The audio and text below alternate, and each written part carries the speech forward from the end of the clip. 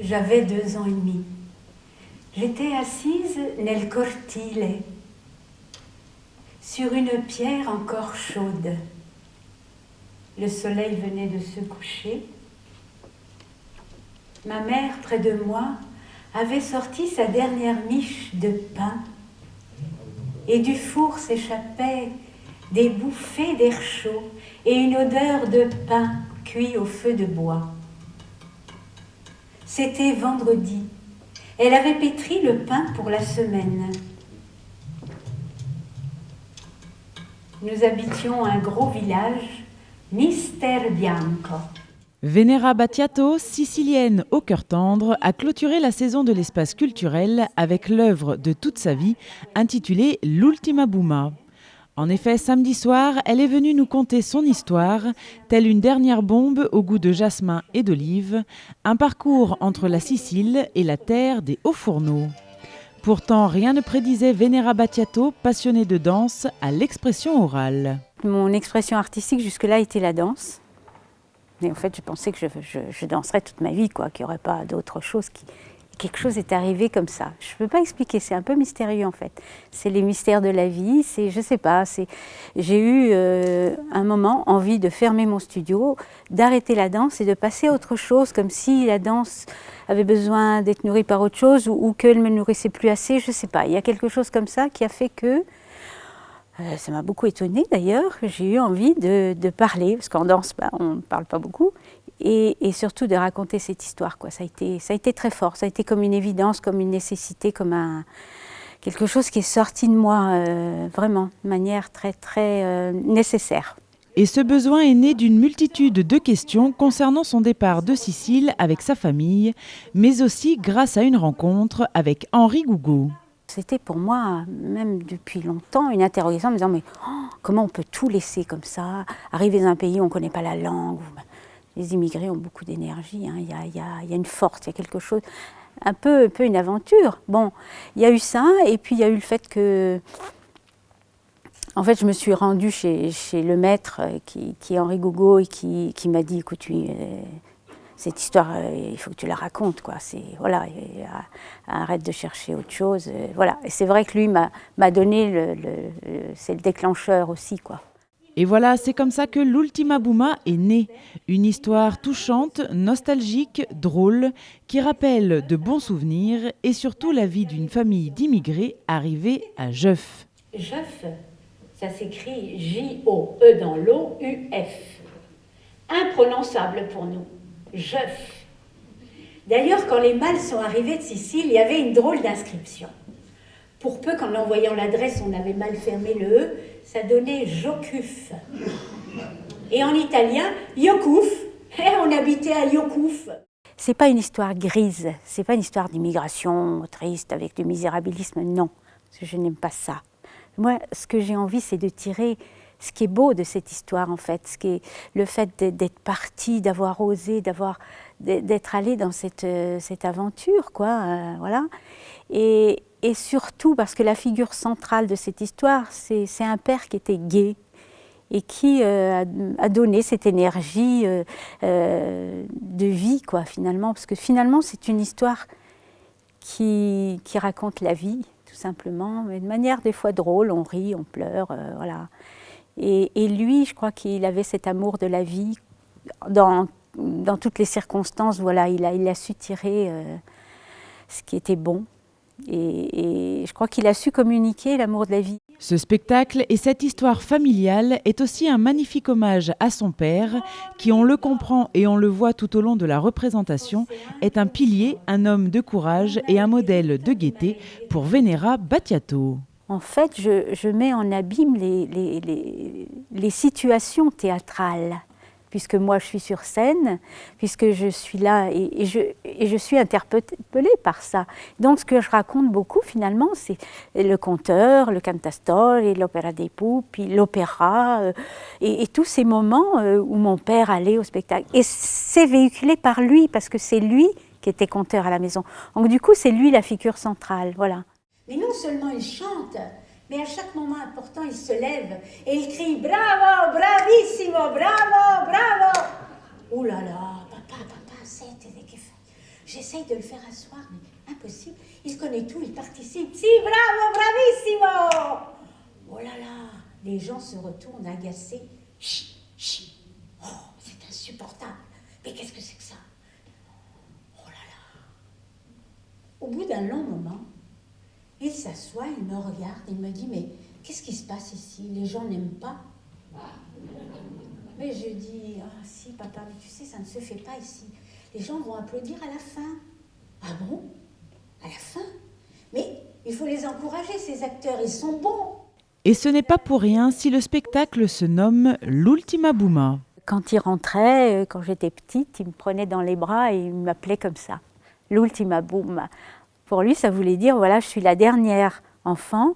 C'est comme le bouquet final, voilà, la dernière bombe du feu d'artifice. Et donc, voilà, c'est quand même formidable d'être appelé comme ça toute sa vie par son père, quoi. Il me prend dans ses bras et me soulève.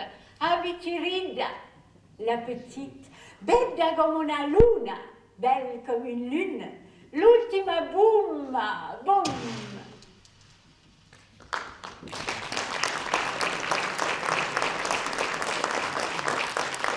L'ultima bouma, la dernière bombe du feu d'artifice. Voilà.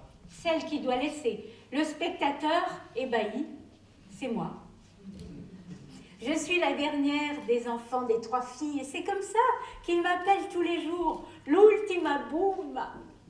L'Ultima Bouma, c'est un voyage en Sicile au détour d'une place de village ou d'une classe d'école où on rencontre une tante en quête de mari ou une institutrice méchante qui laissera un souvenir impérissable à l'artiste. Une institutrice pourtant, voilà, qui m'a dit « Oh, c'est pas possible, moi j'irai jamais à l'université. » Enfin voilà, fille d'immigrés, c'était pas... Mais vous savez pourquoi aussi, entre guillemets? C'est que ces femmes-là, en fait, étaient institutrices de Devindel. Hein, c'était l'école de Wendel. Hein. En fait, elles avaient été... En fait, elles allaient jusqu'au brevet, quoi. Hein. Et pour elles, le bac, c'était... Alors, quand je disais que je voulais passer mon bac, je pense que pour elles, c'était un truc... voilà. Donc, elle m'a dit, je ne passerai jamais le bac et que tout ça... Et après, je l'ai quand même passé. Je suis allée à l'université, voilà. Et oui, c'est pas un très bon souvenir, mais je me suis opposée à elle. Je lui ai tenu tête. Et quelque part, je dis peut-être aussi que parfois, quand on a des expériences comme ça, on en ressort un peu plus forte. Hein. Un matin, elle est arrivée. Elle a demandé à chacune de nous ce qu'on voulait faire plus tard. Arrivé mon tour, j'ai dit que je voulais passer mon baccalauréat, aller à l'université. Oh, alors elle m'a regardée, elle a fait « Vous ?» Ouais, elle a ricané. Moi, fille d'immigrée, je le voulais.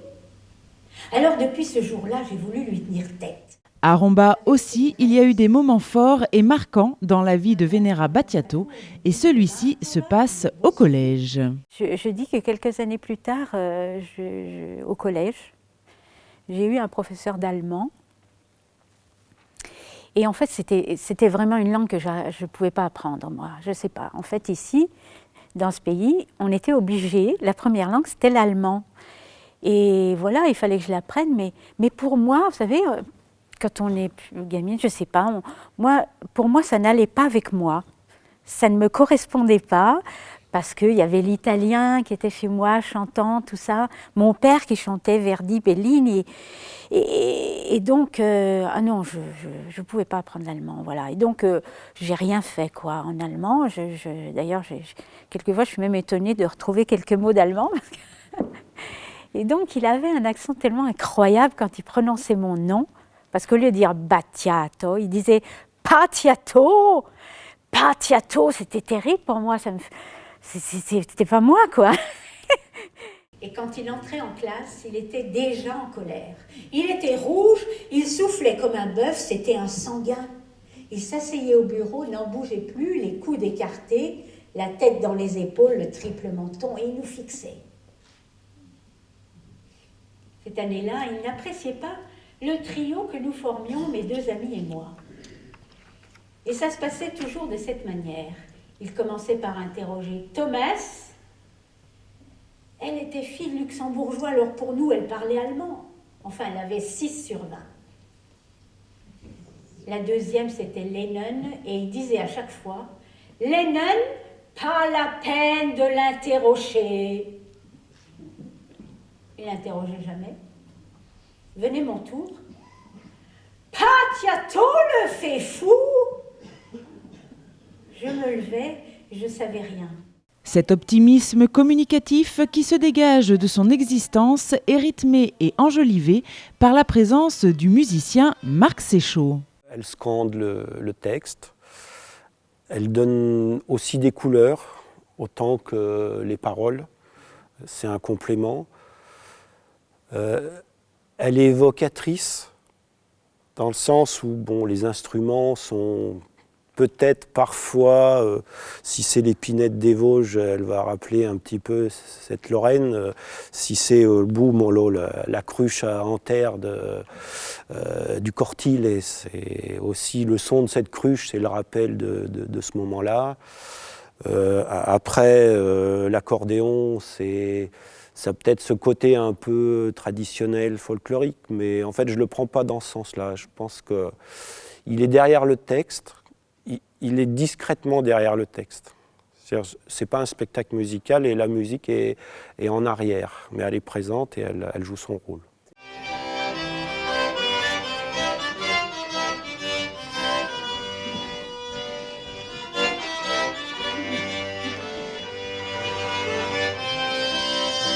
Bandiera rossa che trionfera, bandiera rossa la trionfera. Bandiera rossa che trionfera, e vive il comunismo e la libertà. Une bonne collaboration et une belle complicité qui permet aux spectateurs de s'évader pleinement pendant 1 heure et de retrouver ses racines. Ce partage d'expériences est en tout cas apprécié du public qui n'hésite pas à remplir le livre d'or de Venera Battiato, un livre qu'elle aime lire et relire pour faire perdurer son voyage avec le public. Che io avrei tanto piacere a incontrare le persone che hanno vissuto la stessa storia di me e dopo il spettacolo loro scrivono nel libro d'oro delle parole bellissime. Alors je dis que j'ai beaucoup de plaisir à rencontrer les gens après le spectacle et j'ai aussi un livre d'or où ils écrivent, parce que je n'avais pas le temps d'écouter tout le monde souvent, ils écrivent des mots, mais des mots magnifiques. Moi j'aime beaucoup rentrer chez moi et lire ces mots après, c'est un peu une continuation, quoi.